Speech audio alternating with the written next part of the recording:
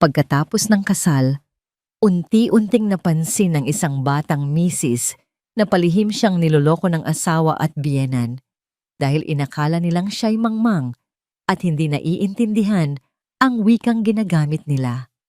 Sa halip na magpadalos-dalos, nagkunwari siyang walang alam at tahimik na tinipon ang mga ebidensya para sa tamang sandali ng pagganti.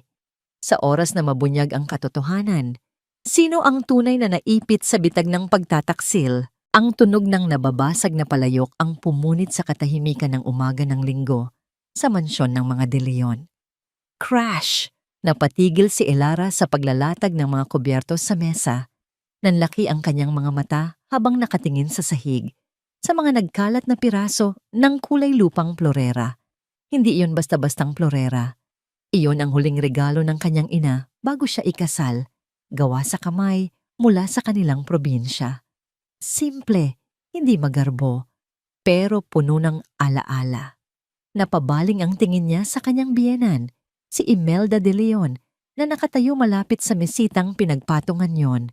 Nakataas ang kilay nito, isang kamay ay nakatakip sa bibig sa pagkukunwaring gulat. Naku, nabasag, sabi ni Imelda sa tono na walang bahid ng anumang pagsisisi. Hey! Ganyan talaga siguro, pagmumurahin ng gamit, madaling masira. Bawat salita ay parang karayom na tumusok sa puso ni Elara. Gusto niyang sumagot. Gusto niyang sabihin na ang halaga ng isang bagay ay wala sa presyo nito. Pero tulad ng dati, nilunok niya ang kanyang mga salita. Ngumiti siya ng pilit, isang ngiting sanay na siyang isuot sa harap ng biyenan. Ayos lang po, Mama. Aksidente lang po iyon. Bago pa ang insidenteng iyon, ang umaga ay perpekto. O yun ang pilit na pinaniniwalaan ni Elara. Ang sinag ng araw ay tumatagos sa malalaking bintana ng kanilang dining area sa alabang, nagbibigay liwanag sa mamahaling kasangkapan. Ang amoy ng kapeng barako na tinimpla niya at ng bagong lutong sinangag ay nagbibigay ng pakiramdam ng isang masayang tahanan. Inihanda niya ang paboritong agahan ng kanyang asawa, si Marco, at ng kanyang biyenan. Ginawa niya ang lahat, tulad ng ginagawa niya araw-araw, para mapanatili ang imahe ng isang perpektong may bahay. Ang sarap talaga ng agahan kapag ikaw ang naghahanda, Elara, sabi ni Imelda kanina lamang habang pinapanood siyang maghain. Para nakitang personal chef, parang yung dati naming kusinera, si Aling Nena. Magaling din yon. Isang papuri na may kasamang patutsada. Ganoon palagi si Imelda. Isang kamay ang hahaplos sa'yo, habang ang isa naman ay may hawak na punyal na nakatago sa likod. Ngumiti lang si Elara bilang tugon. Pilit na iwinawak si ang kirot. Ngayon, habang nakaluhod siya at pinupulot ang bawat piraso ng basag na plorera, naramdaman niya ang pag-iisa. Bawat piraso ay tila kumakatawan sa mga pangarap niyang unti-unting winawasak sa loob ng bahay na ito. Hayaan mo na yan, Hija. Bibilhan na lang kita ng bago. Yung galing Italy para naman may class. Muling sabi ni Imelda bago umupo sa kanyang pwesto sa hapagkainan na para bang walang nangyari. Hindi na sumagot si Elara. Maingat niyang inilagay ang mga piraso sa isang maliit na kahon. Itatago niya pa rin. Kahit basag na, alaala pa rin iyon ng pagmamahal na totoo at walang hinihinging kapalit, ang pagmamahal ng kanyang ina. Anong nangyayari dito? Ang boses ni Marco, ang pumuno sa silid, kakababa lang nito mula sa kanilang kwarto. Sariwa pa mula sa pagligo, suot ang kanyang paboritong polo shirt. Agad na nagbago ang anyo ni Imelda. Mula sa pagiging matapobre, naging isa siyang maamong ina. Wala, anak. Nagkaroon lang ng maliit na aksidente. Sagot ni Imelda, sabay kindat kay Marco. Lumapit si Marco kay Elara na nooy katatayo lang. Hinawakan nito ang kanyang mga balikat. Ang mga mata nito ay nagpapakita ng pag-aalala. O yun ang gusto nitong ipakita. Okay ka lang, mahal? Huwag mo nang isipin yan. It's just a vase. Tumango si Elara, nagpapasalamat sa pagdating ng asawa. Si Marco ang kanyang kakampi sa bahay na ito, o yun ang palagi niyang inaasahan. May magandang balita ako, sabi ni Marco, na may malapad na ngiti. Ang nangiting iyon ang unang minahal ni Elara. Ang nangiting iyon ang nagpaniwala sa kanya sa lahat ng mga pangako. Tumawag ang abogado na ibenta na ang lupa sa Tagaytay. Ang pera, 50 milyong piso, ipapasok na sa account natin bukas o sa makalawa. Para iyong bombang sumabog sa loob ng silid, 50 milyon. Ang perang iyon ay mula sa lupaing minana ni Elara sa kanyang lolo't lola. Iyon ang kanyang kinabukasan, ang kanyang seguridad. Ngunit para kina Marco at Imelda, tila iyon ay isang tiket sa loto na sila ang nanalo. Talaga? Sigaw ni Imelda, hindi maitago ang kislap ng kasakiman sa kanyang mga mata. Diyos ko, Marco, ang laking pera niyan. Niyakap siya ni Marco ng mahigpit. Inangat pa siya ng bahagya mula sa sahig. Sabi ko sa'yo, mahal, ito na ang simula ng lahat. Wala na tayong poproblemahin pa. Sa mga bisig ng kanyang asawa, pilit nang ngumiti si Elara. Dapat ay masaya siya. Dapat ay nagdiriwang din siya. Pero habang nakayakap sa kanya si Marco, ang tanging nararamdaman niya ay ang matatalim na gilid ng mga basag na piraso ng plorera sa loob ng kahon na hawak niya. May isang malamig na pakiramdam na gumapang sa kanyang likuran. Inilayo niya ang sarili ng bahagya para tingnan ang kanyang asawa at biyenan. Nagtama ang mga mata ng mag-ina, isang tingin na puno ng kahulugan, isang tingin na hindi para sa kanya. Nakita niya ang isang ngiting palihim sa mga labi ni Imelda. Pagkatapos ay narinig niya ito. Isang pabulong na wika na akala nila'y hindi niya kailanman maiintindihan. Narinig niya ang kanyang biyenan na bumulong kay Marco sa wikang Espanyol. El primer paso está hecho. Ang unang hakbang ay nagawa na. Hindi kumurap si Elara, hindi siya gumalaw. Ngunit sa loob-loob niya, ang perpektong mundong pilit niyang binubuo ay nagsimulang magpakita ng mga bitak, kasabay ng mga piraso ng plorerang hawak niya sa kanyang mga kamay. Ang mga salitang iyon ay umalingaw-ngaw sa isipan ni Elara buong araw. El primer paso está hecho. Ang unang hakbang. Anong unang hakbang? Ang pagbebenta ng lupa? O may iba pa? Ang paraan ng pagkakasabi ni Imelda, ang lihim ng ngiti sa pagitan nila ni Marco. Lahat ay bumuo ng isang maliit na tinik ng pagdududa sa kanyang puso. Isang tinik na habang tumatagal ay lalong bumaon. Ang dapat sana'y masayang pagdiriwang para sa kanilang kinabukasan ay naging isang hapunan na puno ng pilit na ngiti at maingat na pakikiramdam mula kay Elara.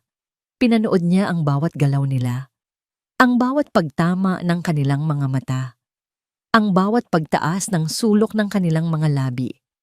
Para siyang nanonood ng isang dula kung saan siya ang bida.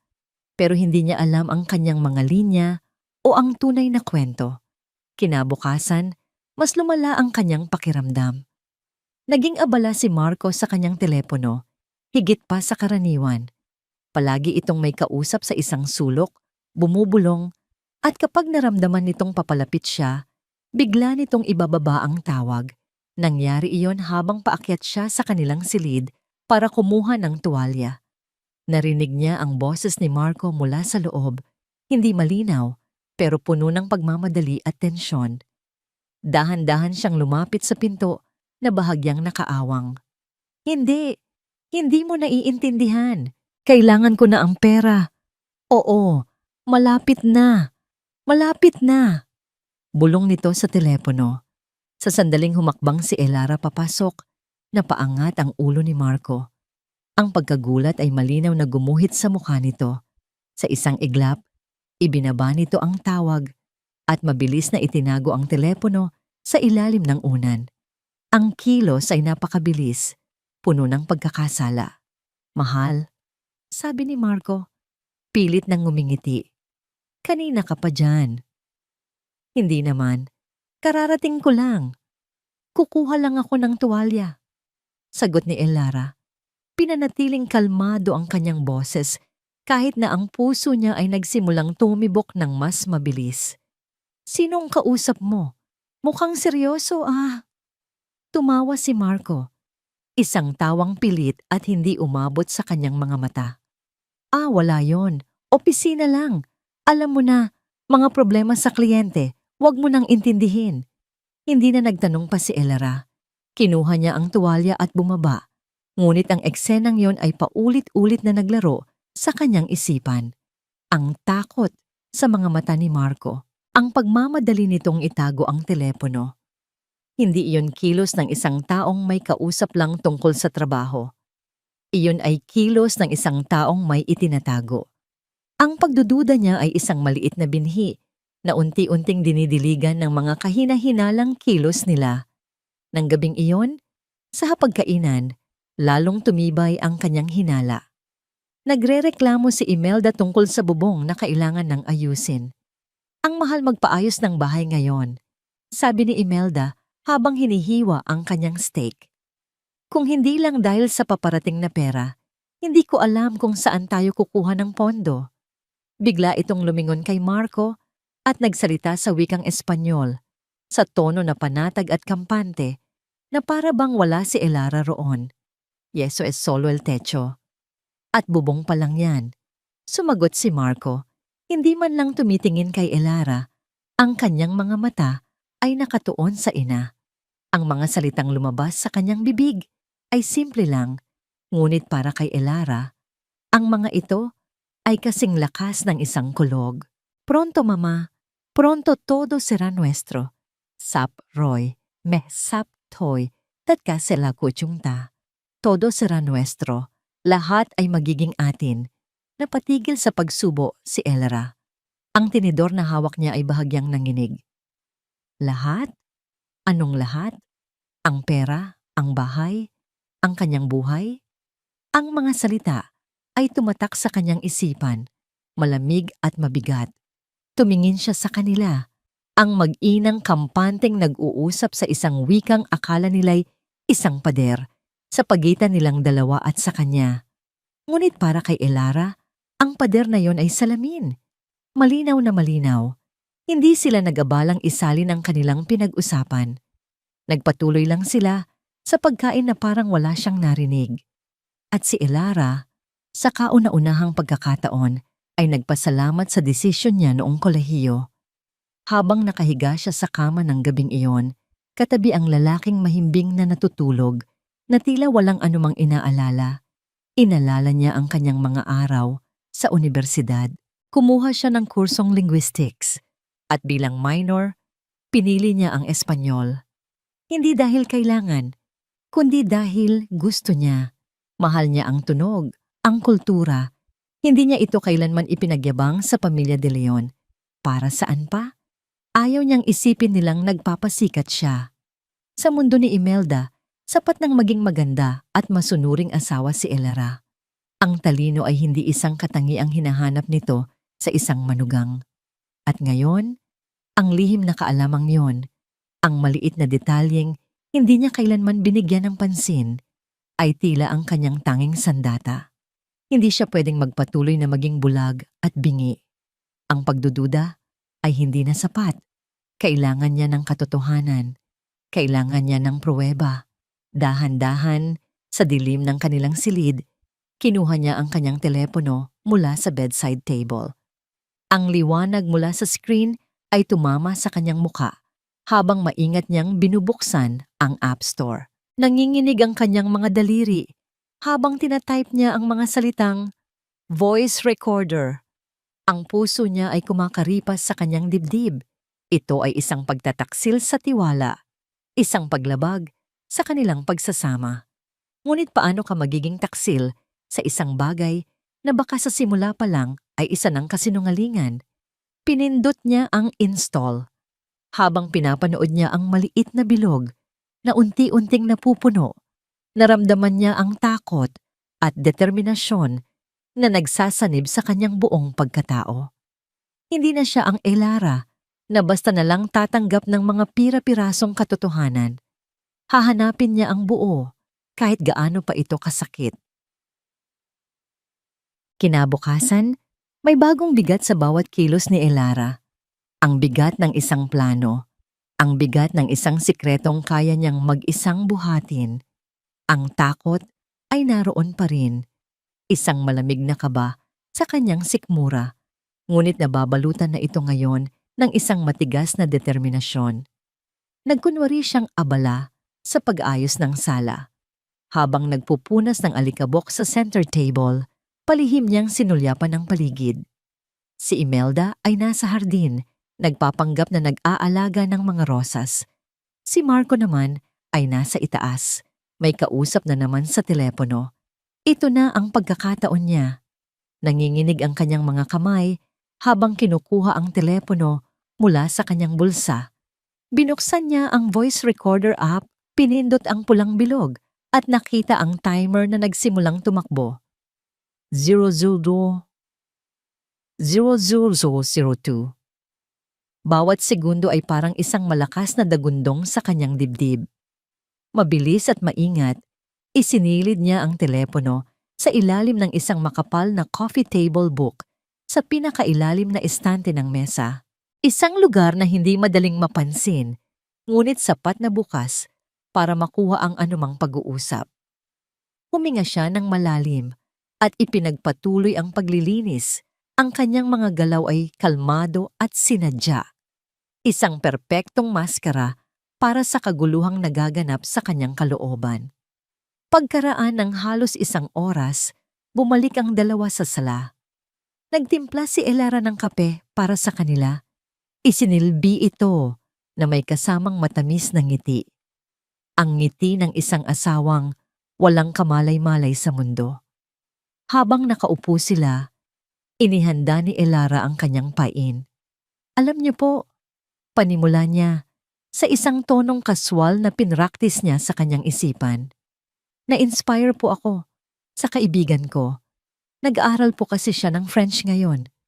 Parang ang sarap din pong matuto ng bagong wika, di ba? Tumingin sa kanya si Imelda mula sa itaas ng kanyang tasa ng kape. Isang bahagyang pagtaas ng kilay ang tanging reaksyon nito. French? Ulit nito na para bang ang salitang iyon ay isang kakaibang insekto na dumapo sa mamahalin niyang kasangkapan. Hija, napakarami mong dapat atupagin dito sa bahay. Mas mabuti pang pagtuunan mo ng pansin ang pag-aaral ng mga bagong recipe kaysa sa mga wikang hindi mo naman magagamit. Ang bawat salita ay isang maliit na sampal, ngunit tiniis ito ni Elara. Ito mismo ang reaksyong inaasahan niya. Sumang-ayon naman si Marco, tumatawa ng bahagya. Tama si Mama, mahal. Hayaan mo na yan. Saka para saan pa? Nandito naman kami para alagaan ka. Alagaan ka. Ang mga salitang iyon ay mayroon ng ibang kahulugan ngayon. Isang mapait, sarkastikong kahulugan. Ngumiti lang si Elara. Sa bagay po, tama po kayo. Sa loob-loob niya, isang maliit na tinig ang nagsabi, "Salamat. Kinagat ninyo ang pain." Ang kanilang pagmamaliit sa kanya ang kanyang pinakamalaking kalasag. Kinailangan niyang maghintay ng isa pang mahabang oras hanggang sa umalis si Marco para sa isang importanteng meeting at si Imelda ay pumasok sa silid nito para sa kanyang siesta. Nanginginig ang buong katawan ni Elara habang mabilis niyang binawi ang kanyang telepono. Nagkulong siya sa banyo sa guest room, ang tanging lugar sa bahay na sigurado siyang hindi siya masusundan. Isinaksak niya ang earphones, ang puso niya'y dumadagundong sa kanyang mga tainga. Pinindot niya ang play. Sa simula, puro mga ordinaryong tunog lang ang kanyang narinig. Ang tunog ng TV, ang kalansing ng mga tasa.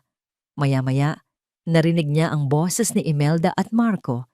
Hindi sila nag-uusap sa Espanyol, nag-uusap sila sa Tagalog. At ang kanilang mga salita ay mas masakit kaysa sa anumang wikang banyaga.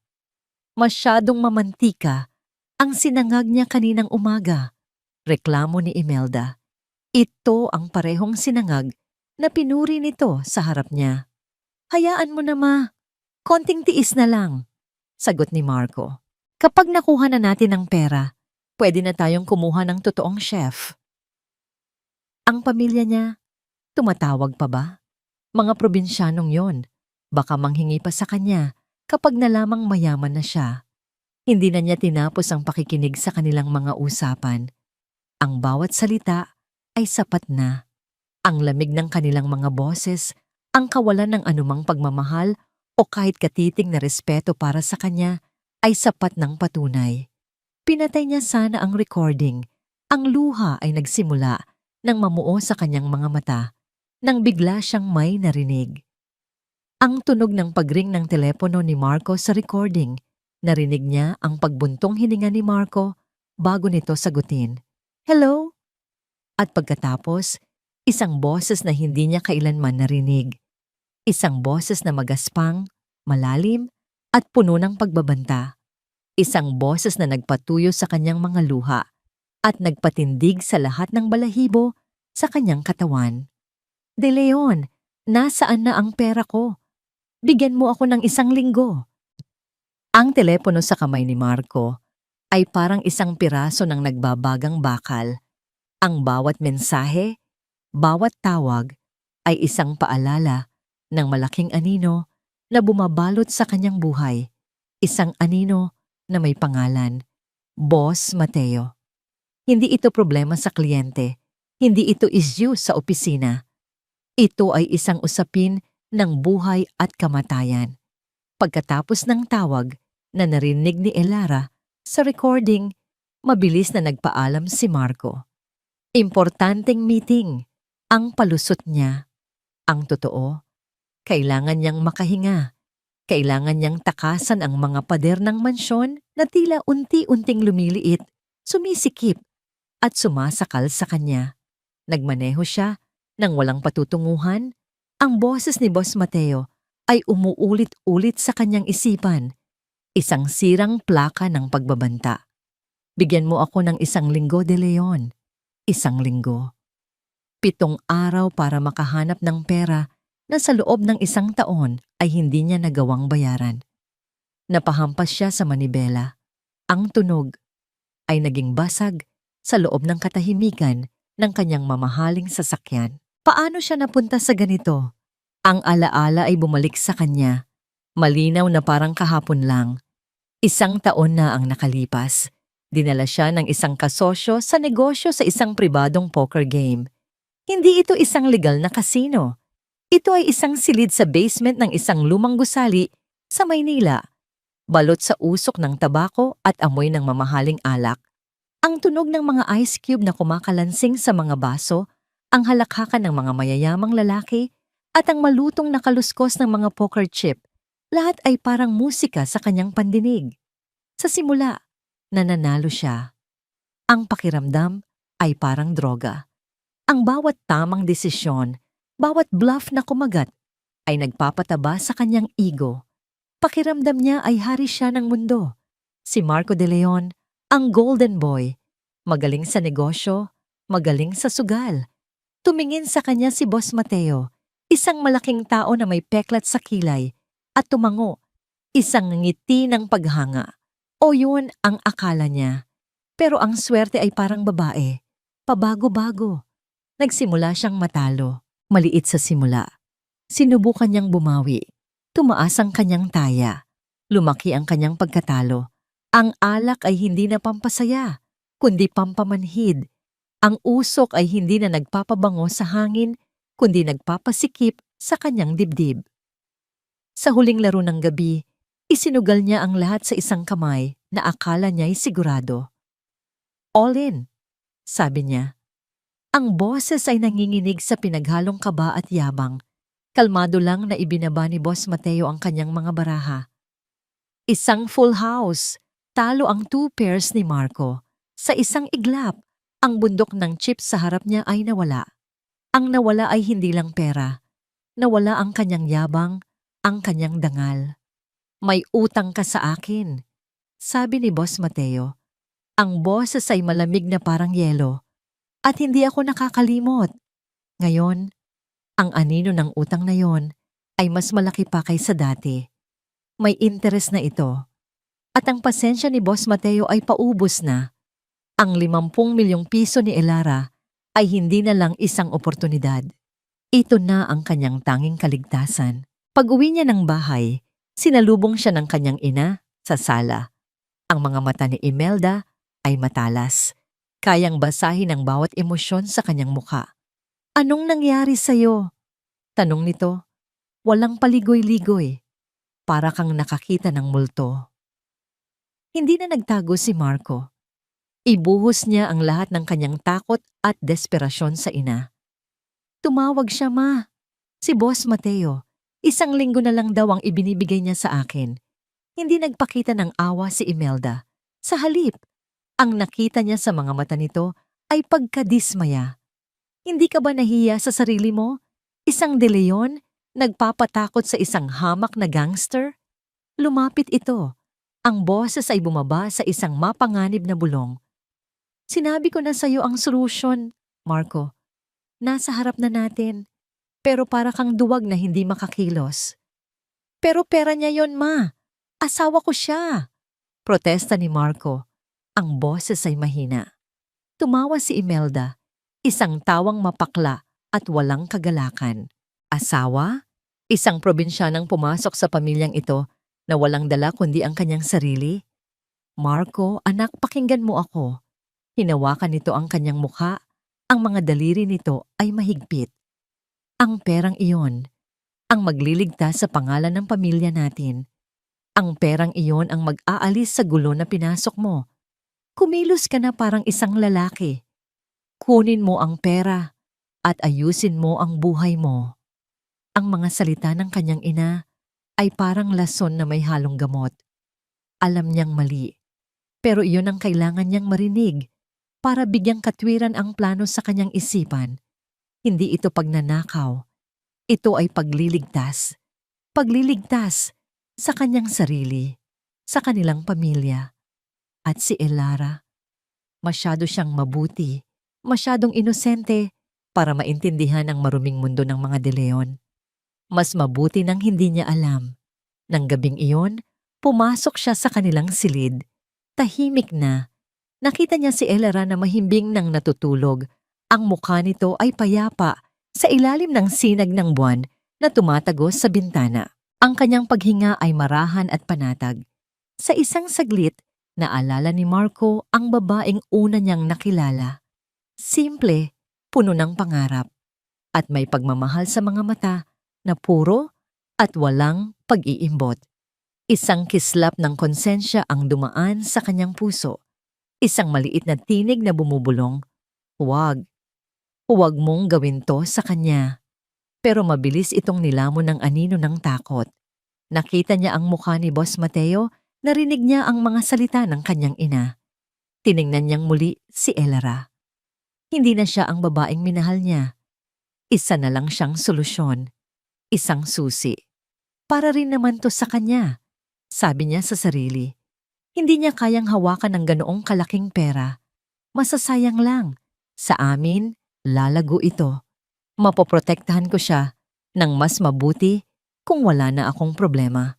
Ang mga kasinungalingan ay sunod-sunod na pumasok sa kanyang isip. Bawat isa ay mas madaling paniwalaan kaysa sa nauna, hanggang sa ang katotohanan ay tuluyan ng natabunan. Habang pinapanood niya ang kanyang natutulog na asawa, tumunog ang kanyang telepono. Isang mensahe. Dahan-dahan, para hindi magising si Elara, binuksan niya ito. Galing ito sa isang numerong hindi pamilyar, pero kilala niya kung kanino galing. Hindi ito text, isa itong litrato. Ang dugo ni Marco ay tila nagyelo sa kanyang mga ugat.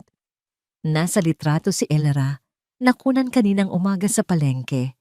Nakangiti ito habang namimili ng gulay, walang kamalay-malay, na may kumukuha ng kanyang larawan mula sa malayo. Sa ilalim ng litrato, may isang maikling mensahe. "Ang ganda ng asawa mo. Huwag mong hahayaang may mangyaring masama sa kanya." Hindi na ito isang simpleng banta sa kanya. Damay na si Elara. Ang anino ay hindi na lang bumabalot sa kanya. Unti-unti na rin nitong nilalamon ang babaeng natutulog ng mahimbing sa kanyang tabi. Ang mga sumunod na araw ay naging isang nakakabiinging sayaw ng pagkukunwari. Si Elara ay gumigising bawat umaga na may ngiti sa kanyang mga labi, isang ngiting hindi na umaabot sa kanyang mga mata. Naghahanda siya ng agahan, naglilinis ng bahay, at tinutupad ang lahat ng tungkulin ng isang mabuting asawa, habang ang kanyang isipan ay abala sa pag-iipon ng bawat maling kilos, bawat lihim na sulyap, bawat salitang Espanyol na binibitiwan nila sa kanyang harapan. Ang litrato ni Elara sa telepono ni Marco ay nagbigay ng bagong antas ng pagkaapurahan sa plano ng mag-ina. Naramdaman ito ni Elara. Ang kanilang pagkilos ay mas mabilis na ngayon, mas desperado. Naging mas mahigpit si Imelda. Ang kanyang mga payo ay naging utos na. "Hija, huwag ka na munang lumabas-labas mag-isa." Sabi nito isang hapon habang si Elara ay naghahanda sa nang pumunta sa grocery. "Delikado ang panahon ngayon. Maraming masasamang loob. Dito ka na lang sa bahay. Mas ligtas ka." Ang mga salita ay puno ng pagkalinga, ngunit ang mga mata ni Imelda ay malamig at nagmamatyag. Hindi ito pag-aalala. Ito ay pagbabantay. Gusto nilang malaman kung nasaan siya sa bawat minuto ng araw. Nais nilang tiyakin na wala siyang ibang makakausap, walang ibang mapagtatanungan. Gusto nilang ikulong siya sa kanilang perpektong kasinungalingan hanggang sa makuha nila ang kanilang gusto. Tumangulang si Elara. "Sige po, Mama. Tama po kayo." Nagpanggap siyang masunurin, ngunit sa loob-loob niya, ang mga pader ng mansyon ay tila humihigpit sa kanyang paligid. Unti-unting kinukuha ang kanyang hininga. Pakiramdam niya ay isang preso siya sa sarili niyang tahanan. Sa gitna ng lahat ng ito, sa isang hapon, kung kailan ang tensyon sa bahay ay halos nahihipo na sa kapal, tumunog ang kanyang telepono. Isang pamilyar na pangalan ang lumitaw sa screen, isang pangalan na nagdulot ng biglaang kirot ng pangungulila sa kanyang dibdib. Nanay. Mabilis siyang nagpaalam at pumanhik sa kanilang silid. Isinara ang pinto bago sagutin ang tawag. Kailangan niya ng kahit isang saglit na privacy. "Hello, Nay?" Sabi niya. Pilit na pinasasaya ang kanyang boses. "Elara, anak. Kumusta ka na?" Ang boses ni Teresita sa kabilang linya ay mainit at puno ng pagmamahal. Isang bagay na hindi niya narinig sa loob ng bahay na ito sa loob ng mahabang panahon. Sa isang iglap, ang lahat ng kanyang pagpipigil ay halos bumigay. Naramdaman niya ang pamilyar na init ng luha sa kanyang mga mata. Gusto niyang isumbong ang lahat. Ang basag na florera, ang mga lihim na salita, ang takot, ang pag-iisa. Gusto niyang maging isang batang muling tumatakbo sa kanyang ina para sa kaligtasan. "Okay lang po ako, Nay. Medyo pagod lang po sa mga gawain dito." Sagot niya, ang bawat salita ay isang pakikibaka laban sa panginginig ng kanyang boses. Nagkaroon ng isang sandaling katahimikan sa kabilang linya na para bang dinarama ni Teresita ang bawat salitang hindi sinasabi ng kanyang anak. Ang kanyang ina ay palaging ganoon. Mayroon itong kakaibang kakayahang makita ang katotohanan sa likod ng mga maskara. "Anak, sigurado ka bang ayos ka lang?" Muling tanong ni Teresita. Ang kanyang boses ay mas seryoso na ngayon, mas malumanay. "Nararamdaman ko. May problema ba?" Napapikit si Elara ng mariin. Kinagat ang kanyang labi para pigilan ng isang hikbi. "Sabihin mo na, humingi ka ng tulong." Ngunit isang malamig na boses sa kanyang isipan ang pumigil sa kanya. Hindi pa ito ang tamang panahon. Wala ka pang sapat na patunay. Isang salita mo lang laban sa salita nila, at ikaw ang lalabas na masama. Kailangan niyang maging matalino. Kailangan niyang maging maingat. "Wala po, Nay. Promise." Pagsisinungaling niya at kinasusuklaman niya ang kanyang sarili para dito. "Pagod lang po talaga. Na-miss ko lang po kayo." "Na-miss din kita, anak. Araw-araw," sagot ni Teresita, at narinig ni Elara ang lungkot sa boses nito. "Tawagan mo ako kahit anong oras, ha? Kung kailangan mo ng kausap, kahit tungkol sa pinakamaliit na bagay." "Opo, Nay. Pangako." Pagkatapos ng tawag, umupo si Elara sa gilid ng kama. Ang telepono ay mahigpit na hawak sa kanyang kamay. Ang pag-uusap, sa halip na magbigay ng ginhawa, ay nag-iwan sa kanya ng pakiramdam ng mas matinding pag-iisa. Mag-isa niya itong haharapin. Sa ngayon, tumingin siya sa paligid ng silid. Ang malaking aparador na puno ng mga damit na binili ni Marco para sa kanya. Ang mga mamahaling kurtina na pinili ni Imelda. At sa pader, ang kanilang malaking wedding portrait. Tumayo siya at lumapit dito. Tinitigan niya ang larawan. Siya, na nakangiti ng buong puso, ang mga mata ay puno ng pag-ibig at pag-asa. At si Marco nakangiti rin. Ang mga braso ay nakapulupot sa kanya na para bang nangangakong poprotektahan siya habang buhay. Saan na napunta ang lalaking yon? Ang lalaking pinakasalan niya? Ang lalaking pinangakuan niyang mamahalin habang buhay? O baka naman, hindi ito kailanman nawala?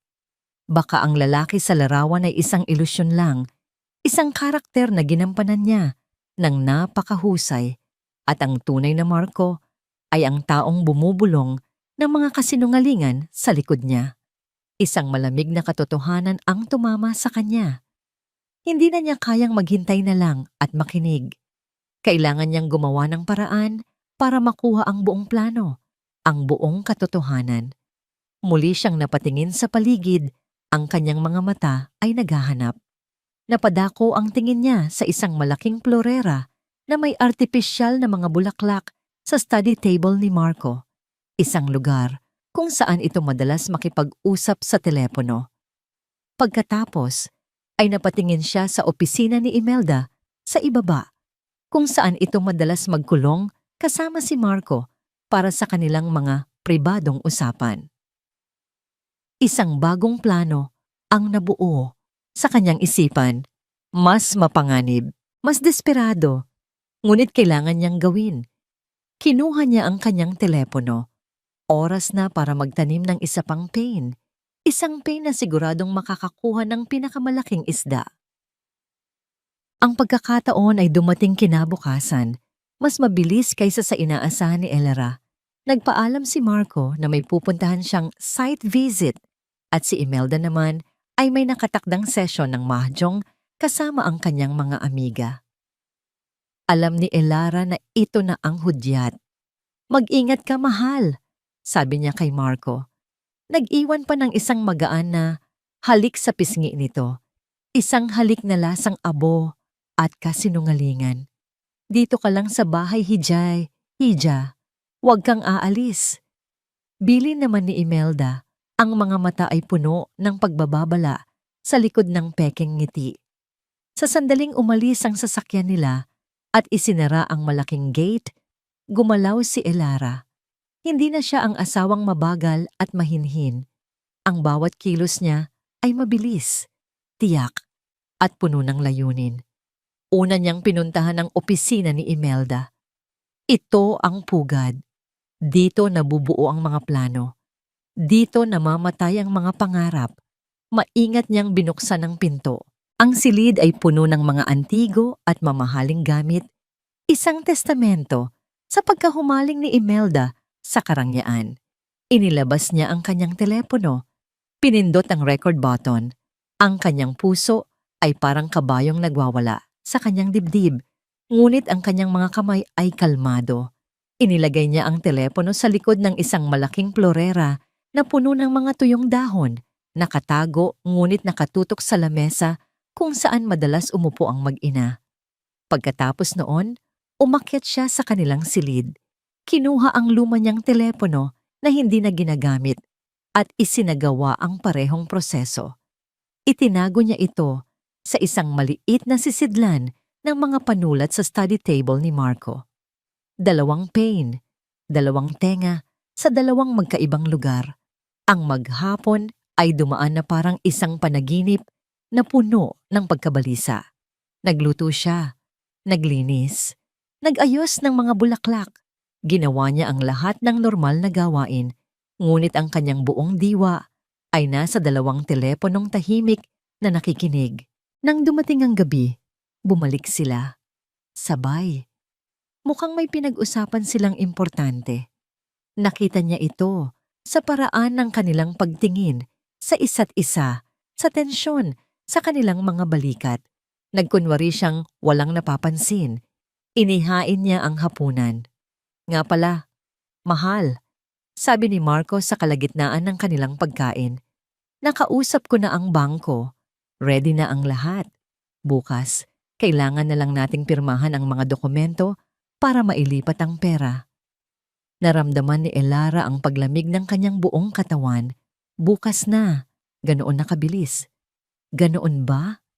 Sagot niya, pilit na pinapanatili ang nangiti. Sige, mahal. Pagkatapos ng hapunan, nagpaalam si Imelda na may tatapusin lang sa kanyang opisina. Sumunod si Marco. Tulungan ko lang si Mama sa ilang papeles, mahal. Ito na. Nagligpit si Elara ng pinagkainan. Ang bawat pinggan na kanyang hinuhugasan ay parang may bigat ng semento. Ang isip niya ay lumilipad sa opisina sa ibaba. Pagkatapos ng halos kalahating oras na tila isang kawalang hanggan, narinig niya ang kanilang mga yabag paakyat. Kinailangan niyang maghintay hanggang sa sigurado siyang tulog na ang lahat. Bandang hating gabi, nang ang tanging maririnig na lang ay ang ugong ng aircon at ang mahimbing na paghinga ni Marco sa kanyang tabi. Dahan-dahan siyang bumangon. Walang sapin sa paa para hindi lumikha ng anumang ingay, tinahak niya ang madilim na pasilyo. Una niyang binawi ang telepono sa opisina ni Imelda. Pagkatapos, ang lumang telepono mula sa kanilang silid. Nagkulong siyang muli sa banyo ng guest room. Ang malamig na tiles sa sahig ay nagbigay ng kaunting ginhawa sa kanyang nanginginig na mga binti. Isinaksak niya ang kanyang earphones. Huminga siya ng malalim at pinindot ang play sa recording mula sa opisina ni Imelda. Narinig niya ang kanilang mga boses, malinaw na malinaw. At sa pagkakataong ito, hindi na sila nag-ingat.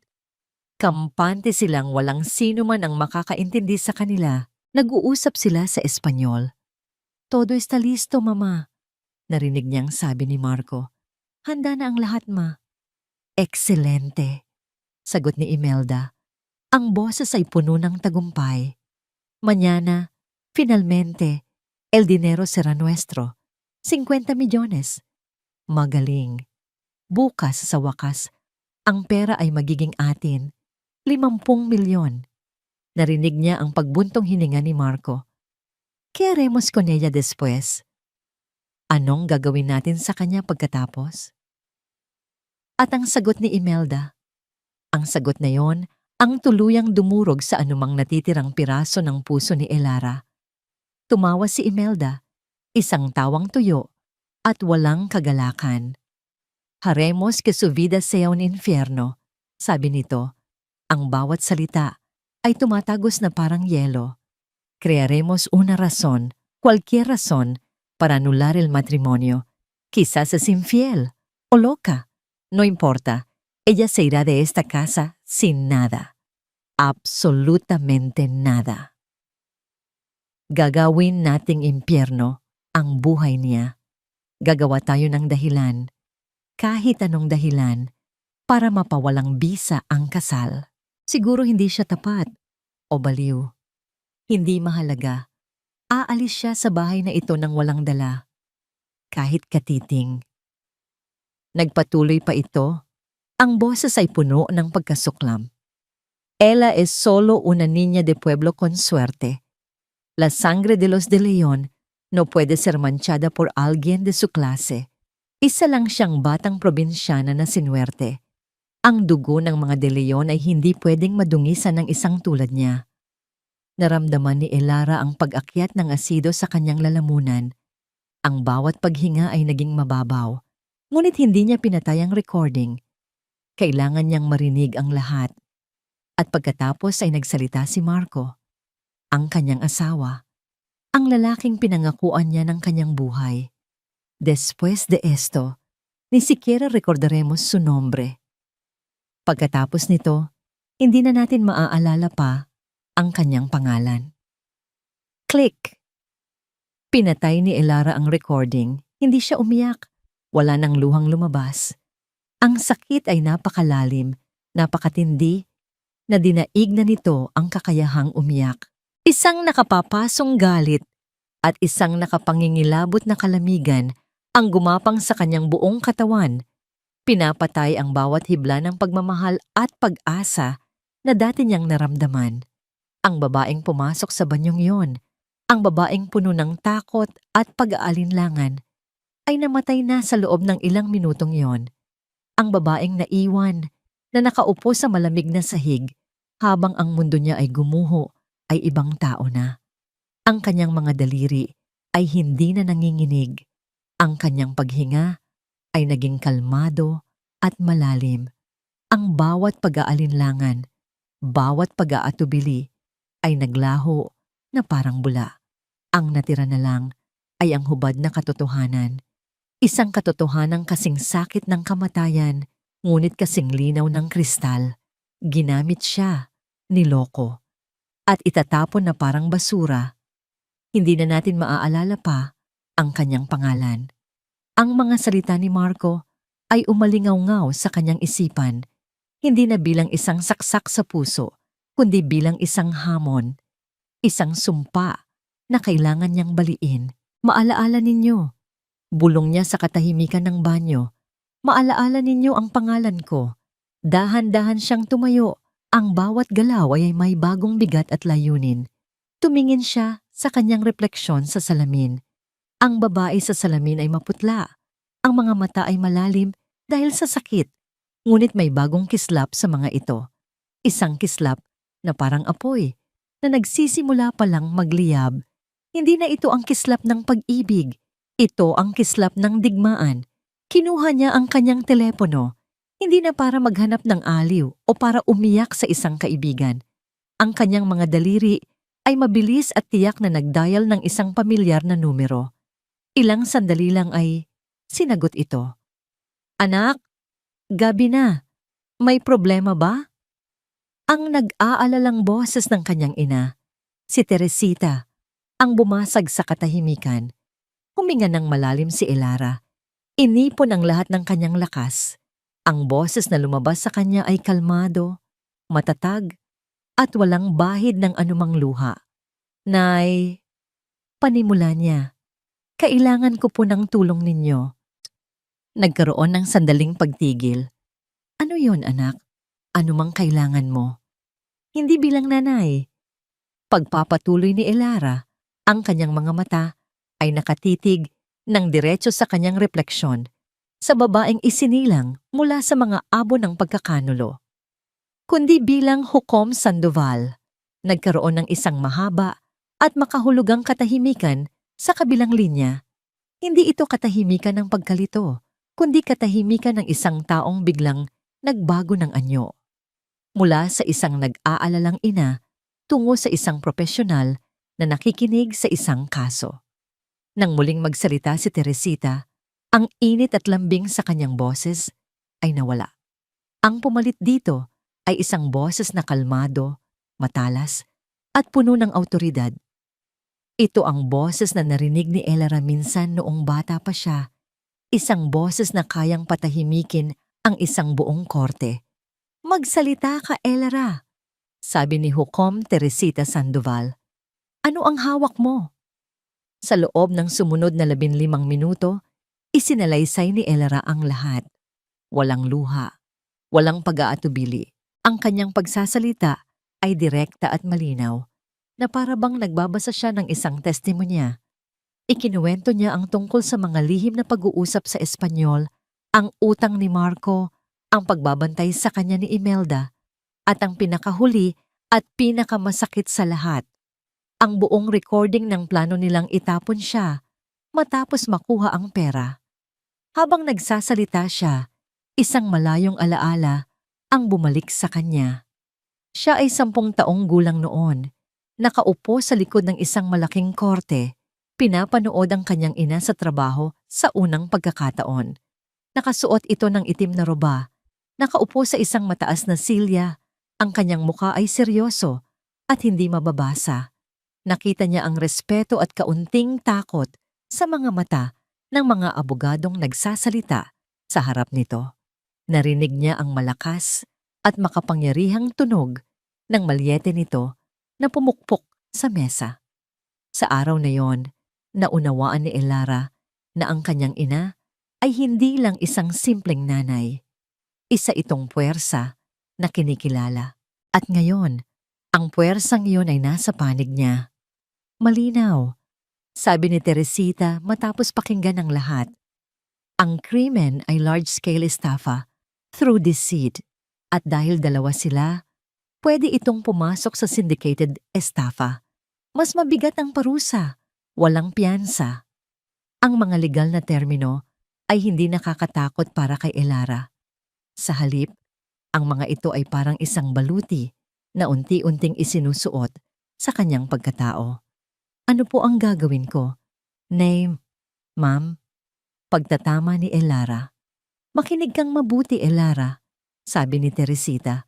Ang bawat salita ay tila isang utos. Anak, ang ebidensya mo, ang voice recording, ay hari. Ito ang puso ng kaso natin. Pero para maging reyna ang kaso at manalo tayo ng walang duda, kailangan natin sila sa akto. Sa akto? Pag-ulit ni Elara. Oo, sa ngayon. Ang lahat ng ito ay intensyon pa lang. Isang plano. Masakit. Oo, pero sa mata ng batas, kailangan nating patunayan na isinagawa nila ang panloloko. Kailangan nilang makuha ang pera. Naramdaman ni Elara ang paghigpit ng kanyang dibdib. Ibibigay ko po sa kanila ang pera? Oo, sagot ni Teresita, matatag. Iyan ang pinakamahirap na parte, anak, at kailangan mo ng tibay ng loob na higit pa sa iyong inaakala. Bukas, pupunta ka sa bangko. Ngingiti ka, pipirma ka. Hahayaan mong ilipat ang 50 milyong piso sa account na kontrolado nila. Sa sandaling mangyari iyon, ang krimen ay kumpleto na. Ang plano nila ay hindi na lang salita. Ito ay isa ng ganap na krimen. At sa sandaling iyon, ang bitag natin ay sasarado na. Isang plano, isang bitag. Ang mga salita ay nagbigay ng kakaibang lakas kay Elara. Hindi na siya ang biktima, isa na siyang mangangaso. Pagkatapos kong pumirma, ano po ang susunod? Bago ka pa man pumunta sa bangko, tatawagan ko ang isang pinagkakatiwalaan kong abogado sa Maynila. Isang dati kong estudyante. Maghahanda siya ng isang ex parte motion para i-freeze ang account na yon sa sandaling pumasok ang pera. Base sa ebidensya ng iyong recording, hindi nila ito magagalaw. Pagkatapos, darating siya dyan kasama ang mga awtoridad. Ang kailangan mo lang gawin ay umati. Umarte ka na parang wala kang alam hanggang sa huling sandali. Kaya mo ba, Elara? Tumingin muli si Elara sa kanyang refleksyon sa salamin. Ang babae sa salamin ay tumango. Ang mga mata nito ay hindi na mga matang nalulunod sa luha, kundi mga matang nagliliyab sa determinasyon na parang bakal na pinapanday sa apoy. Kaya ko po, sagot niya. Ang kanyang boses ay kasing tigas ng bakal. Mabuti. Magtiwala ka sa akin. Magtiwala ka sa batas. At higit sa lahat, magtiwala ka sa sarili mo. Pagkatapos ng tawag, nanatili siyang nakatayo sa harap ng salamin. Ang takot ay wala na. Ang sakit ay naroon pa. Isang malamig na bato sa kanyang dibdib. Ngunit hindi na ito ang nagkokontrol sa kanya. Ang nagkokontrol sa kanya ngayon ay isang layunin. Isang misyon. Ang pinto ng banyo ay dahan-dahang bumukas at ang liwanag mula sa silid ay tumama sa kanyang likuran. Napalingon siya. Nakatayo roon si Marco. May malapad na ngiti sa kanyang mga labi. Ang mga mata ay kumikinang sa kagalakan at kasakiman. na hindi na nito sinusubukang itago. "Mahal, gising ka pa pala," sabi nito. Ang boses ay puno ng pekeng kasabikan. Hindi ako makatulog sa excitement. Iniisip ko lang, bukas na natin pipirmahan ang mga papeles sa bangko. Hindi kumurap si Elra. Ang galit sa kanyang puso ay nagyelo at naging isang perpektong maskara ng kaligayahan. Lumingon siya paharap sa kanya, isang matamis at mapagmahal na ngiti ang dahan-dahang gumuhit sa kanyang mga labi. Isang ngiting kasing ganda ng isang bulaklak na may lason. "Talaga, mahal? Nakakatuwa naman." Ang biyahe papunta sa bangko ay ang pinakamahabang biyahe sa buhay ni Elara. Nakaupo siya sa passenger seat ng kanilang sasakyan, ang mga kamay ay kalmadong nakapatong sa kanyang kandungan, ang mga mata ay nakatuon sa mga gusaling mabilis na dumadaan sa bintana. Sa labas, ang mundo ay abala at normal. Sa loob ng sasakyan, ang hangin ay makapal at puno ng mga hindi sinasabing salita. "Excited ka na ba, mahal?" Basag ni Marco sa katahimikan. Ang kanyang boses ay masayang masaya. Pagkatapos nito, wala na tayong iisipin. Ito na ang simula ng bago nating buhay. Lumingon si Elara. Sa kanya, isang maliit na nangiti ang isinukli. "Oo naman. Mahal, para sa atin to. Para sa inyo." Pagtatama ng isang malamig na tinig sa kanyang isipan. Hinawakan ni Marco ang isa niyang kamay at pinisil ito. Ang kanyang palad ay mainit at medyo basa sa pawis, isang senyales ng kanyang pananabik at kaba. Para kay Elara, ang init na yon ay parang haplos ng isang ahas. Ang pakiramdam ay nakakapanindig balahibo, ngunit pinanatili niya ang kanyang ngiti. Pinisil niya pabalik ang kamay nito, isang perpektong pagganap ng isang nagmamahal na asawa. Pagdating nila sa bangko, sinalubong sila ng branch manager, isang babaeng nasa katanghalian, ang edad na may propesyonal na ngiti. Inescort sila nito sa isang pribadong silid na may salaming pader, malamig dahil sa aircon, at amoy bagong pera. "Mr. and Mrs. De Leon, welcome. Nakahanda na po ang lahat ng dokumento," sabi ng manager. Inilalatag ang isang makapal na folder sa ibabaw ng makintab na lamesang gawa sa mahogany. Umupo sila, magkatabi.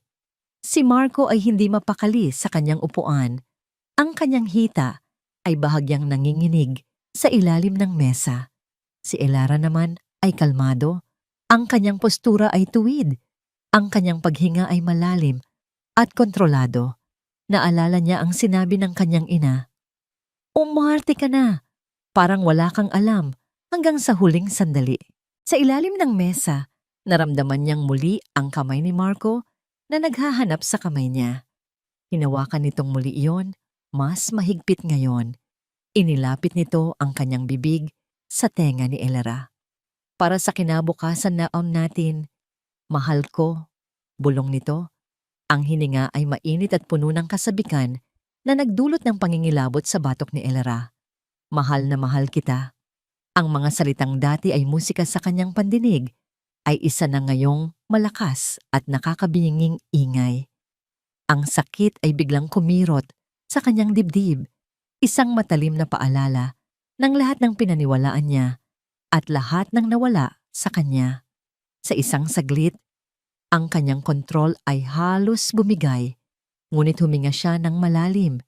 Isinara ang sakit sa isang kahon sa loob ng kanyang puso at lumingon kay Marco na may ngiti sa mga labi. "Mahal na mahal din kita," sagot niya. Ang kanyang boses ay malambing at walang bahid ng anumang kapaitan. Binuklat ng manager ang mga pahina ng dokumento. Itinuturo ang mga linya kung saan sila dapat pumirma. Ipinaliwanag nito ang mga detalye ng wire transfer mula sa trust account ni Elara patungo sa bagong bukas na joint savings account nilang mag-asawa, isang joint account na alam ni Elara ay hindi na niya kailanman magagalaw. "Dito po, Mrs. De Leon," sabi ng manager. Iniaabot sa kanya ang isang mamahaling ballpen. Ang lahat sa silid ay tila nag-slow motion. Ang panulat sa kanyang kamay ay parang may bigat na 1 tonelada. Tinitigan niya ang linya sa ibabaw ng kanyang pangalan, Elara Jane Sandoval de Leon. Ito ang pangalan na buong pagmamalaki niyang isinulat sa loob ng 3 taon. Ngayon, ang bawat letra ay simbolo ng isang kasinungalingan. Tumingin siya sa bank manager. Isang babaeng ginagawa lang ang kanyang trabaho, walang kamalay-malay sa dramang nagaganap sa kanyang harapan. Nginitian niya ito para alisin ang anumang pagdududa. Pagkatapos, tumingin siya kay Marco. Ang mga mata nito ay nakatutok sa dulo ng panulat, nagniningning sa pag-asam na parang isang gutom na hayop na naghihintay sa kanyang pagkain. At sa sandaling iyon, ang huling hibla ng pag-ibig na natitira sa kanya para sa lalaking ito, ang mga alaala, ang mga pangarap, ang mga anino ng kung ano sila dati, ay tuluyan ng namatay.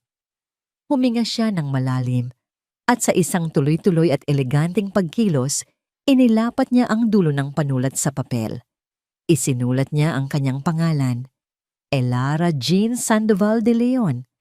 Ang huling pagkakataon na isusulat niya ang pangalang iyon ng buo. Ang bawat kurba ng kanyang sulat ay perpekto. Walang bakas ng panginginig, walang bahid ng pag-aatubili. Ito na ang kanyang huling pirma.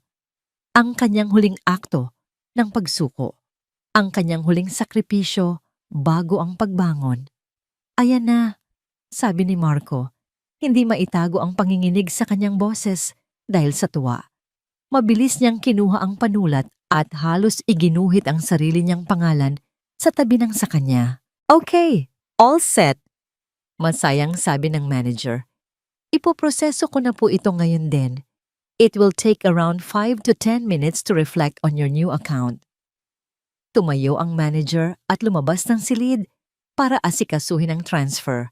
Naiwan silang dalawa ni Marco sa malamig na katahimikan. Nagawa natin, mahal, sabi ni Marco. Niyayakap siya mula sa gilid. Nagawa natin. Hindi tumugon si Elara. Tinitigan lang niya ang pirma niya sa papel. Ang pirma na nagkakahalaga ng 50 milyong piso. Ang pirma na tatapos sa lahat. Maya-maya, narinig niya ang isang pamilyar na tunog. Isang mahinang pag-vibrate. Sumulyap siya sa telepono ni Marco na nakapatong sa mesa. Umilaw ang screen nito, nagpapakita ng isang bagong mensahe. Hindi sinasadyang nabasa ito ni Elara. Hindi niya kailangang magsikap. Ang mga salita ay malaki at malinaw, na parang isinisigaw sa kanya. Isang mensahe mula kay Mama. At ang nakasulat ay isang salita lamang. Isang salitang Espanyol na sumaksak sa kanya ng mas malalim kaysa sa anumang kutsilyo. Victoria. Ang salitang Victoria ay tila isang tatak na nagmarka sa buong pag-uwi nila. Ang pagkukunwari ay natapos na. Ang mga maskara ay tuluyan ng bumagsak. Sa biyahe, si Marco ay hindi na ang nag-aalalang asawa. Siya ay isang mananalo na nagdiriwang. Hindi na niya hinawakan ang kamay ni Elara. Sa halip, ang isang kamay niya ay nasa manibela, habang ang isa naman ay abala sa pag-text sa kanyang ina.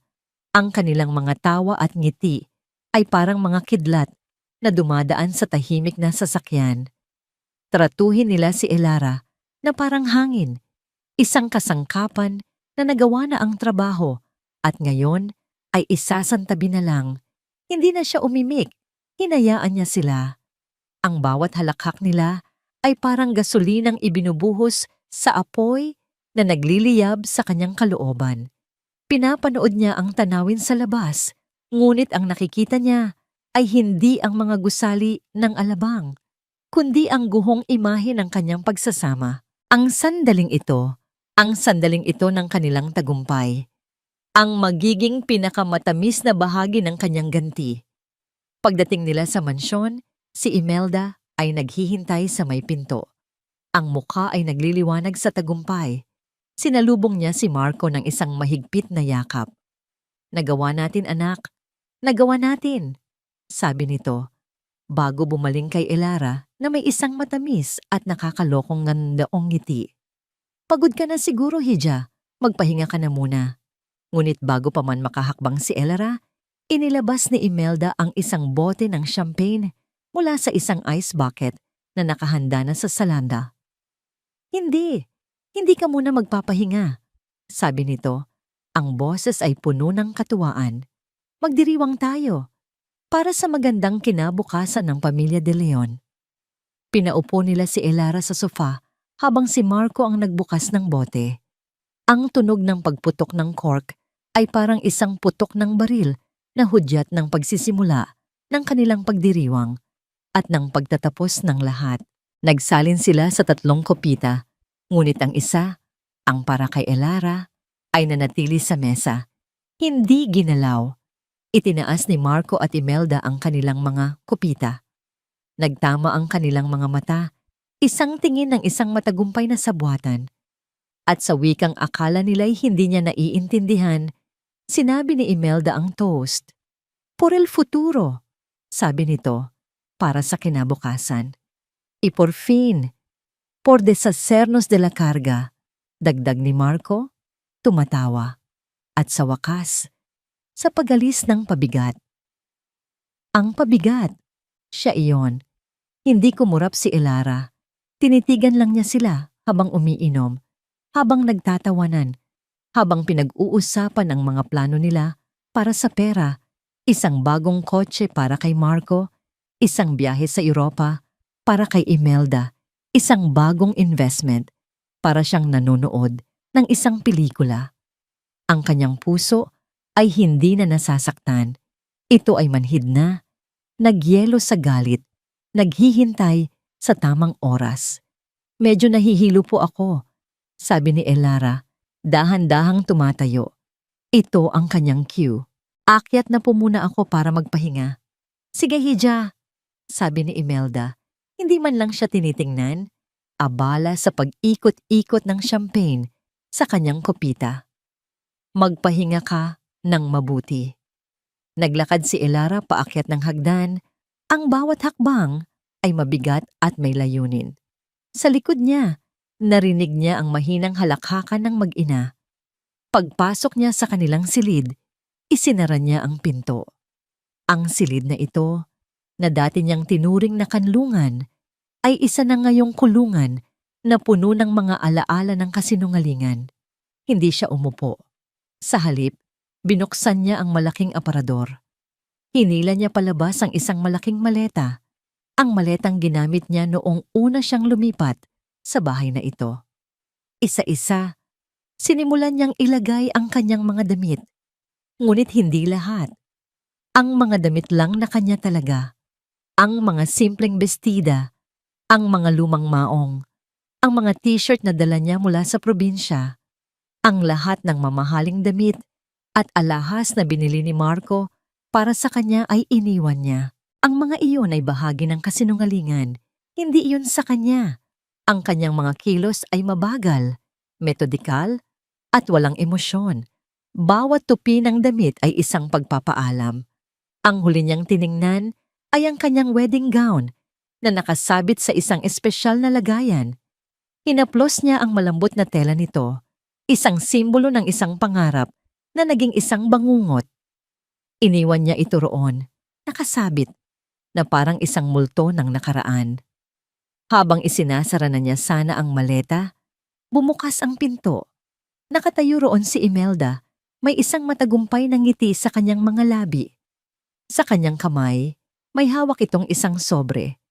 Oh, sabi nito, kunwari nagulat. Nag-eempake ka na pala. Pinapadali mo ang lahat para sa atin. Lumakad ito papasok, ang kanyang mga takong ay lumilikha ng matatalim na tunog sa sahig na gawa sa kahoy. Itinapon niya ang sobre sa ibabaw ng kama ni Elara. Ang puting sobre ay tila isang bandila ng pagsuko sa ibabaw ng kama. Ano po ito? Tanong ni Elara, ang kanyang boses ay kalmado. Isang sorpresa, sagot ni Imelda. Ang ngiti ay lalong lumapad. Isang plane ticket, pauwi sa probinsya ninyo, one way. Magbakasyon ka muna, Hija. Matagal-tagal. Ang insulto ay malinaw. Ito na ang kanyang pagpapalayas, ang huling akto ng kanilang pagtatapon sa kanya. Sa labas, nagsimulang dumilim ang kalangitan. Ang hangin ay nagsimulang umihip ng mas malakas, hinahampas ang mga sanga ng puno sa bintana. Isang malayo at mahinang dagundong ng kulog ang narinig.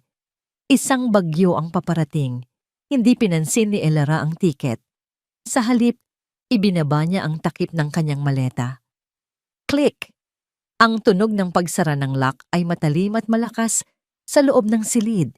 Isang tunog na puno ng katapusan. Napatingin si Imelda sa kanya. Bahagyang nawala ang namuang ngiti sa mukha nito dahil sa biglaang tunog.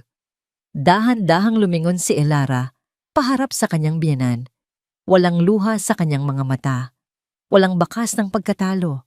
Sa halip, isang maliit at misteryosong ngiti ang dahan-dahang gumuhit sa kanyang mga labi. Tinitigan niya si Imelda ng diretso sa mga mata. Tapos na po ba kayo, Mama Imelda? Ang tanong ni Elara ay nanatiling nakabitin sa mabigat na hangin sa loob ng silid. Mas malakas pa kaysa sa unang dagundong ng kulog sa labas. Tapos na po ba kayo, Mama Imelda? Ang nangiti sa mukha ni Imelda ay biglang naglaho, napalitan ng pagkalito. Anong ibig mong sabihin? Hindi sumagot si Elara. Sa halip, kinuha niya ang hawakan ng kanyang maleta. Sa isang kalmado at tiyak na pagkilos, hinila niya ito at nagsimulang maglakad palabas ng silid, nilagpasan ang kanyang biyenan na parabang isa itong muwebles na walang buhay. Saan ka pupunta? Sigaw ni Imelda, nakabawi sa pagkagulat. Huwag mong isipin na may makukuha ka pa sa bahay na ito. Hindi lumingon si Elara. Nagpatuloy lang siya sa paglakad sa pasilyo, patungo sa hagdanan. Sa ibaba, narinig niyang tumayo si Marco na naalarma sa sigaw ng kanyang ina. Anong nangyayari, Ma? Ang walang utang na loob mong asawa. Aalis na dala ang mga gamit niya. Bumaba si Elara sa hagdan. Bawat hakbang ay mabagal at marahan. Hindi ito ang pagbaba ng isang taong pinalayas. Ito ang pagbaba ng isang reyna na babawiin ang kanyang trono. Sa ibaba ng hagdan, naghihintay si Marco. Ang kanyang muka ay pinaghalong galit at pagtataka. Elara, ano ang drama ito? Tanong niya. Ang boses ay naging magaspang. Kung aalis ka, iwanan mo ang lahat. Wala kang karapatan sa kahit ano dito. Tumigil si Elara sa huling baitang ng hagdan. Tiningnan niya silang dalawa. Ang mag-inang nag-aabang. Ang kanilang mga muka ay puno ng pagmamataas at pag-aakalang sila pa rin ang may kontrol. Hindi siya nagsalita. Sa halip binitawan niya ang kanyang maleta. Lumakad siya papunta sa center table, kung saan nakapatong pa rin ang hindi nagalaw na kopita ng champagne na para sa kanya. Mula sa kanyang bulsa, dahan-dahan niyang inilabas ang isang maliit at itim na bagay. Isang Bluetooth speaker. Inilapag niya ito sa mesa, sa tabi mismo ng bote ng champagne. Napatawa si Marco, isang tawang mapakla. Ano yan? Makikinig ka ng music bago ka umalis. Nababaliw ka na ba? Ngumiti lang si Elara. Isang nangiting malamig na parang yelo. Itinaas niya ang kanyang telepono, pinindot ang screen, at isang maliit na tunog ang nagsabing konektado na ang speaker. At pagkatapos, ang katahimikan sa loob ng mansyon ay pinunit ng kanilang sariling mga boses. Todo está listo, Mama. Ang boses ni Marco, malinaw na malinaw sa speaker. Excelente. Mañana, finalmente, el dinero será nuestro.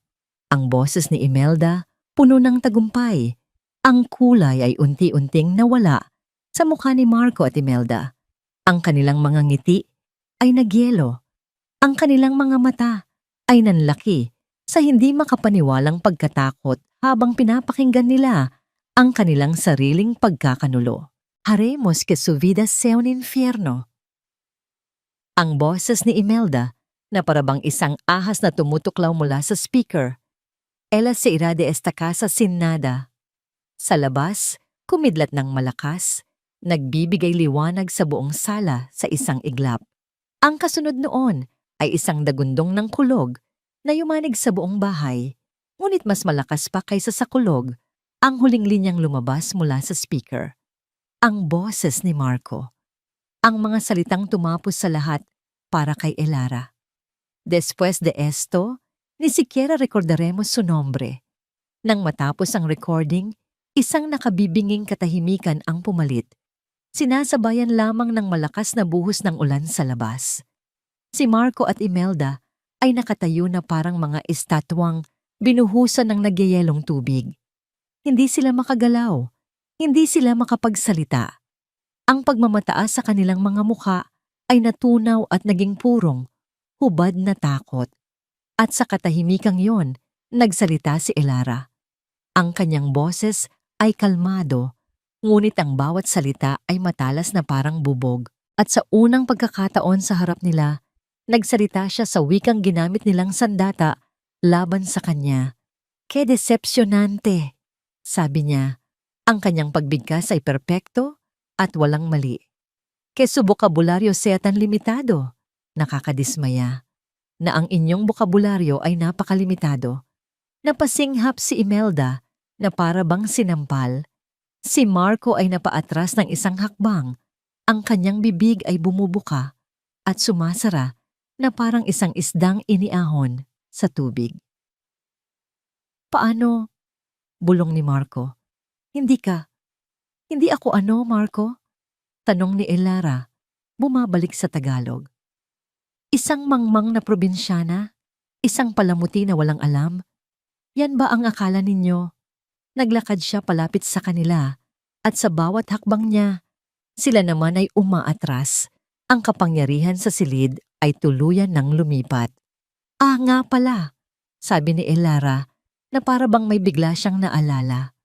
"Ang abogado ko na ipina-freeze ang account na yon 10 minuto na ang nakalipas sa ngalan ko ay nagpapadala ng kanyang pagbati." Ang mukha ni Marco ay gumuho. "Freeze? Oo, at ang nanay ko rin pala." Dagdag ni Elara. Ang kanyang boses ay naging matamis na parang lason.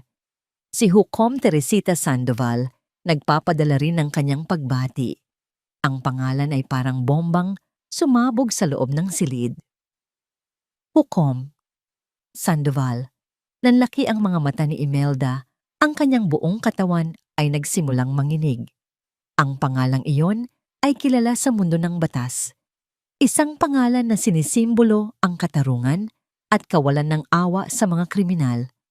Sa sandaling iyon, bumukas ng malakas ang pinto sa harapan.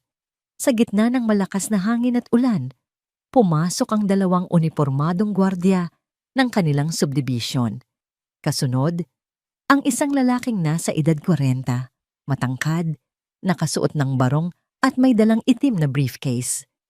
Ang kanyang mga mata ay matalas at nakatuon sa mag-ina. Nang makita ito, ang natitirang lakas sa mga tuhod ni Marco at Imelda ay tuluyan ng bumigay. Sabay silang napaluhod sa sahig. Ang lahat ng pagmamataas, ang lahat ng kasakiman ay naglaho. Ang natira na lang ay ang 2 kaawa-awang nilalang, basang-basa sa pawis at takot, nakatingin kay Elara. "Elara, anak, patawarin mo kami." Humagulgol si Imelda, gumagapang sa sahig. "Mahal, pakiusap." "Huwag," sabi ni Marco. Ang kanyang boses ay basag at puno ng pagsusumamo. Ngunit si Elara ay hindi na nakikinig. Nakatayo lang siya roon, matatag sa gitna ng bagyo sa labas at sa gulo sa loob. Nakatingin sa 2 taong minsan niyang minahal na ngayon ay nakaluhod sa kanyang paanan, nagmamakaawa para sa kanilang mga buhay. Ang mga hagulgol ni Marco at Imelda ay humalo sa ugong ng malakas na ulan sa labas. Lumilikha ng isang malagim na musika ng pagsisisi at pagbagsak. Ngunit para kay Elara, ang mga tunog na yon ay ingay na lamang na walang kahulugan. Ang awa na inaasahan nilang makita sa kanyang mga mata ay matagal nang natuyo, pinalitan ng isang malamig at matatag na kapayapaan. Lumapit ang abogado, Si Attorney David Reyes sa tabi ni Elara. Ang kanyang presensya ay kalmado at propesyonal sa gitna ng kaguluhan. Mrs. Sandoval de Leon, sabi nito sa isang magalang ngunit matatag na boses. Mula rito, kami na po ang bahala. Tumangulang si Elara. Tumingin siya sa huling pagkakataon sa 2 taong nakaluhod pa rin sa sahig. Ang dating makapangyarihang si Imelda de Leon ay isa na lamang matandang babae na basang-basa ang muka sa pinaghalong luha at sipon. Ang dating makisig at aroganteng si Marco ay nakayuko. Ang kanyang mga balikat ay nanginginig. Isang perpektong larawan ng isang duwag na nahuli. Walang anumang kasiyahan sa paghihiganti na naramdaman si Elara. Walang tuwa. Ang tanging naroon ay isang malawak at malalim na kaluwagan. Ang bigat na matagal na niyang pinapasan ay sa wakas ay nabitiwan na. Pakiusap, dalhin niyo na po sila. Pabulong niyang sabi kay Attorney Reyes, sininyasan ng abogado ang mga guwardiya. Maingat ngunit may diin, tinulungan nilang tumayo ang mag-ina. Marco, ano ito? Sabihin mo sa kanila. Sigaw ni Imelda. Nagpupumiglas. Hindi nila tayo pwedeng kunin. Ito ang bahay natin. Ngunit si Marco ay hindi na makapagsalita. Sumunod na lamang ito na parang isang tupa. Ang mga mata ay nanatiling nakatitig sa sahig. Hindi magawang salubungin ang tingin ni Elara. Habang inilalabas sila sa pinto, ang ilan sa kanilang mga kapitbahay ay nagsimula. Nang magsilabas mula sa kanilang mga bahay, na naakit ng komosyon at ng mga ilaw mula sa sasakyan ng mga gwardiya. Ang huling nakita ni Elara kay Imelda ay ang mukha nitong puno ng kahihiyan habang ipinapasok sa sasakyan sa harap ng mga taong dati nitong ipinagmamalaki. Ang pinakamalaking kinatatakutan ni Imelda, ang pagkawala ng kanyang estado sa lipunan, ay nagkakatotoo na sa pinakamasamang paraan. Nang maisara ang pinto, isang nakabibinging katahimikan ang bumalot sa mansyon. Ang natira na lang ay ang tunog ng ulan at ang presensya ni Attorney Reyes. Okay ka lang ba, ma'am? Tanong nito. Ang boses ay mas malumanay na ngayon. Doon lang naramdaman ni Elara ang pagod.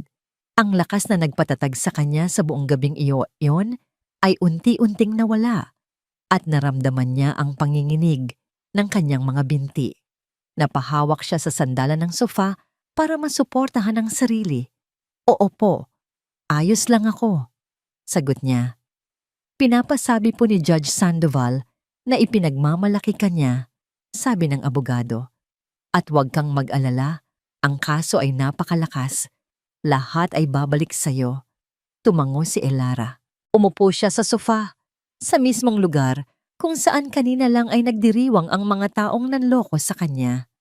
Ang buong bahay ay biglang naging dayuhan sa kanya. Ang bawat mamahaling gamit, bawat larawan sa pader, ay bahagi ng isang buhay na binuo sa kasinungalingan. Wala siyang naramdamang pagmamay-ari sa alinman dito. Naiwan siyang mag-isa sa sala habang si Attorney Reyes ay may tinatawagan sa labas. Tinitigan niya ang basyo ng bote ng champagne sa mesa, ang 2 kopitang na gamit at ang isa na para sa kanya na nanatiling malinis. Ang katahimikan ay nagbigay daan sa pag-usbong ng isang emosyon na matagal na niyang pinipigilan. Hindi galit, kundi isang malalim at matinding lungkot. Lungkot para sa 3 taon na kanyang sinayang. Lungkot para sa pag-ibig na akala niya ay totoo. Lungkot para sa babaeng dati siya, ang babaeng puno ng tiwala at inosenteng mga pangarap. Kinuha niya ang kanyang telepono at nag-dial. Sinagot ito sa unang ring. Anak? Ang boses ni Teresita, puno na muli ng pagmamahal ng isang ina. At sa pagkakataong yon, sa kaligtasan ng boses ng kanyang ina, sa wakas ay hinayaan ni Elara ang kanyang sarili na bumigay. Humagulgol siya. Isang iyak na hindi dahil sa pagkatalo, kundi dahil sa paglaya. Ibinuhos niya ang lahat ng sakit, lahat ng takot, lahat ng pighati na kinimkim niya sa loob ng napakatagal na panahon.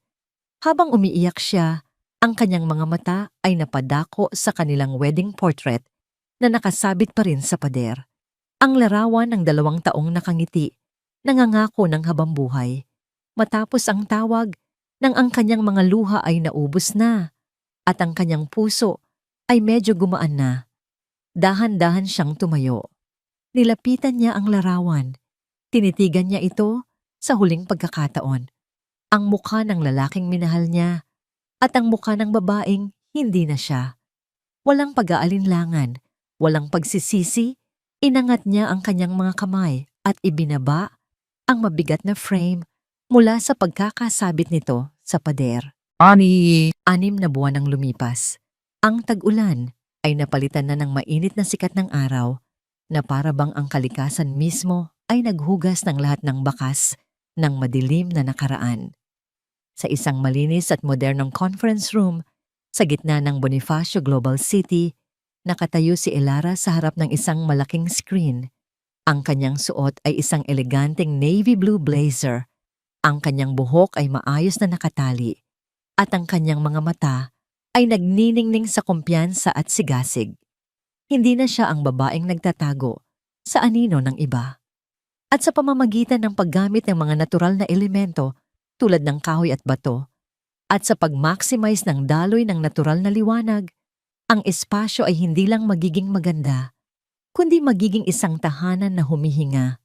Paliwanag niya, ang kanyang mga kamay ay eleganteng kumukumpas patungo sa 3D render ng isang minimalist, ngunit mainit na sala.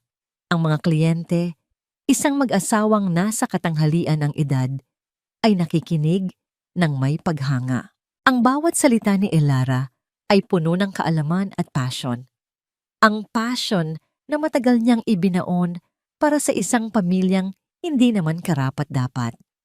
"It's brilliant, Miss Sandoval," sabi ng babaeng kliyente. "Exactly what we wanted, but better." "We love it," sang-ayon naman ng lalaki. "You have the job." Isang matamis na ngangiti ang sumilay sa mga labi ni Elara. "Maraming salamat po. I promise you, I will build you a home you will love." Pagkatapos ng meeting, habang naglalakad pabalik sa kanyang sariling opisina na ilang blok lang ang layo, naramdaman ni Elara ang isang pamilyar ngunit bagong tuklas na kagalakan. Ang tagumpay na ito ay kanya. Pinaghirapan niya. Walang halong pagkukunwari. Ang kanyang opisina, ang Sandoval Designs, ay maliit pa lang, ngunit ito'y maliwanag at puno ng buhay. Ang mga pader ay puti. Pinalamutian ng kanyang sariling mga sketch at mga sample ng tela. Sa isang sulok, sa tabi ng bintana, nakalagay sa isang simpleng florerang gawa sa salamin, ang isang sariwang tangkay ng puting rosas, isang lingguhang paalala mula sa kanyang ina. "Welcome back, Ma'am Elara. Kamusta ang meeting?" Bati ng kanyang batang-batang assistant na si Joy. "We got it, Joy," nakangiting sabi ni Elara. "Wow! Congratulations, ma'am!" Inilapag ni Joy ang isang maliit na salansan ng mga sulat sa kanyang mesa. "Mail niyo po." Habang isa-isang tinitingnan ni Elara ang mga sulat, mga bill, mga imbitasyon mula sa mga supplier, isang sobre ang kumuha ng kanyang pansin. Simple lang itong puti, walang return address, ngunit ang sulat kamay ay hindi niya kailanman malilimutan.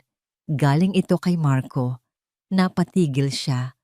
Ang puso niya ay bahagyang kumabog, hindi dahil sa pananabik, kundi dahil sa alaala ng isang multo. Hinawakan niya ang sobre. Naramdaman niya ang kapal ng papel, marahil ay puno ng mga paliwanag, mga pagsisisi, mga pakiusap. 1 taon na ang nakalipas, baka binuksan niya ito ng may panginginig, naghahanap ng mga kasagutan o ng kahit katiting na pagsisisi. Ngunit ngayon, tinitigan niya ang sobre. Naisip niya ang kaso na natapos 3 buwan na ang nakalipas. Napatunayang guilty sina Marco at Imelda dahil sa bigat ng ebidensya at sa bigat ng pangalan ni Hukom Sandoval sa likod ng kaso. Nahatulan sila ng mahabang pagkabilanggo. Ang annulment ay naaprubahan na rin. Ang pera ay naibalik na sa kanya. Ang hustisya ay naibigay na. Ano pa ang maaaring sabihin ng sulat na ito na may halaga pa sa kanya? Anong salita ng pagsisisi ang makakapagbalik ng 3 taon ng kanyang buhay? Wala. Ang kanyang pagsasara ng kabanata ay hindi nakasalalay sa kanyang pagpapatawad o sa kanilang pagsisisi. Ang pagsasara ng kabanata ay nangyari sa loob niya noong araw na pinili niyang tumayo para sa kanyang sarili. Kalmado siyang tumayo mula sa kanyang upuan, lumakad papunta sa maliit na basurahan sa tabi ng kanyang mesa at walang pag-aalinlangang binitawan ng sulat. Hindi niya ito pinunit, hindi niya ito sinunog, binitawan lang niya. Dahil ganoon na lang iyon sa kanya. Isang basura na hindi na kailangang bigyan pa ng pansin. Bumalik siya sa kanyang mesa at umupo. Pakiramdam niya ay mas gumaan ng 100 libra. Tumingin siya sa labas ng malaking bintana. Mula sa kanyang pwesto, tanaw niya ang mga nagtataasang gusali ng syudad, ang abalang mga kalsada, ang walang katapusang agos ng buhay. Dati, ang syudad na ito ay simbolo ng kanyang mga pangarap na ipinagkatiwala niya sa iba. Ngayon, ang syudad na ito ay isang blankong canvas at hawak niya ang pinsel. Ang sakit ay hindi tuluyang nawala.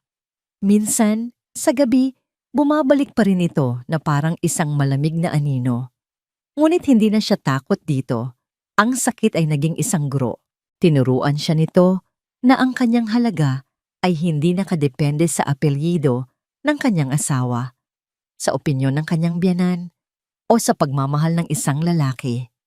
Ang kanyang halaga ay nasa kanyang sarili, sa kanyang talino, sa kanyang talento, at sa kanyang hindi matitinag na katatagan. Habang pinapanood niya ang paglubog ng araw na nagpipinta sa kalangitan ng kulay kahel at lila, tumunog ang kanyang telepono. Isang numerong hindi pamilyar. Kinuha niya ito, isang profesional na ngiti ang muling sumilay sa kanyang mga labi. "Hello!" Sagot niya. Ang kanyang boses ay malinaw, masaya, at puno ng pag-asa. "Hello, this is Elara of Sandoval Designs. How may I help you?" Sa pagtatapos ng kwentong ito, malinaw na ang panlilinlang na itinayo sa kasakiman at pagmamaliit sa kapwa ay hinding-hindi nagtatagumpay magpakailanman. Kapag ang isang babae ay minamaliit, ginagawang mangmang at tinatangkang agawan ng pinaghirapan, hindi iyon kahinaan, kundi pagkakataon para patunayan ang talino, tibay ng loob, at lakas ng paninindigan. Ang katahimikan ay hindi laging kahulugan ng kawalan ng alam. Minsan, ito ay estratehiya. At sa oras na kumilos ang batas at katotohanan, ang mga nanloko ang siyang napapahiya at napaparusahan, habang ang matiyagang nagtiis ay muling bumabangon na may dangal at hustisya. Para sa inyo na nanonood, ano ang masasabi ninyo sa ganitong uri ng pagtataksil sa loob mismo ng pamilya? Kung kayo ang nasa ganitong sitwasyon, pipiliin ba ninyong manahimik muna at mag-ipon ng lakas o haharap agad kahit delikado? Sana ay maayos ang kalagayan ninyo ngayon. Kumusta kayo? At may bumabagabag ba sa inyong puso? Ibahagi ninyo ang inyong saloobin sa comments. Lagi naming binabasa ang mga ito dahil mahalaga sa amin ang bawat isa sa inyo at ang inyong mga kwento. Salamat sa patuloy na pakikinig at pagtitiwala.